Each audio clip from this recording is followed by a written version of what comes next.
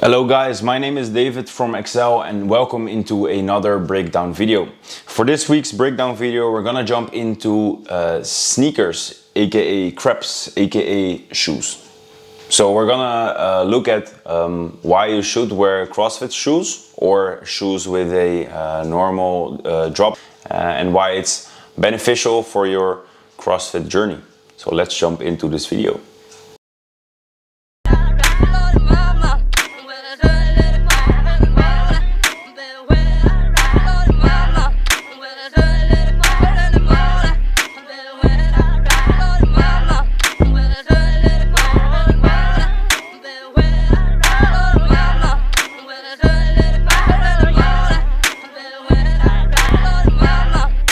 So what we want with this movement is a violent hip extension accompanied by a upward pull.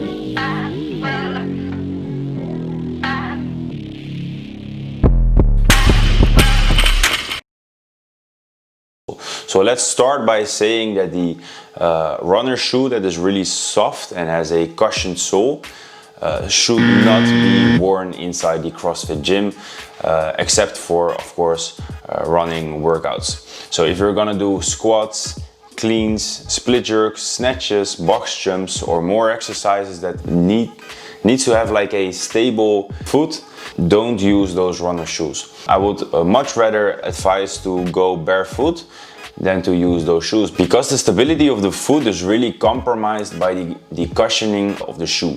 So we start by creating a stable base, and that's the feet, and making sure that they are strong and not soft and wobbly inside different exercises. So that's the first thing why you would want to skip all those shitty runner shoes inside the CrossFit gyms.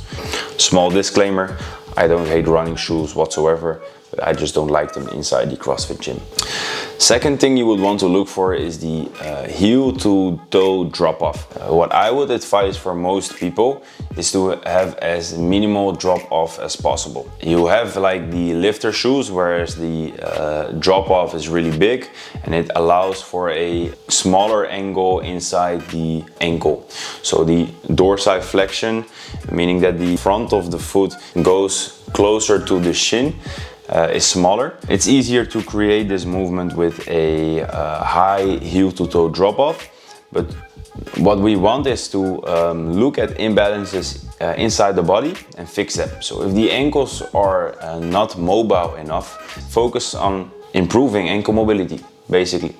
Stop buying those expensive Olympic weightlifting shoes if you don't need them. Fix your ankle mobility and then the squat will feel way better. So the main shoes that are used inside of CrossFit are basically the Nike metcons and the Reebok nanos. Those are the, how do you say, the Michael Jordans amongst the CrossFit shoes, basically. But there are more shoes that can be used inside CrossFit. What you would want to look for is whether or not they're strong enough to endure some exercises. So I have had a lot of sneakers and when I did a rope climb or something like that, the rope would burn my shoe and the sneakers would be fucked up. So you would really want to look for shoes that have a strong inside and outside part that will protect the shoe from burning against the rope. So you also have like the minimalistic shoes. They are beginning to enter their way into CrossFit. That's one thing I really like. I advise a lot of individuals to train barefoot, so the feet have their own muscles, and they are really untrained with a lot of individuals due to the fact that everybody wears shoes all the time.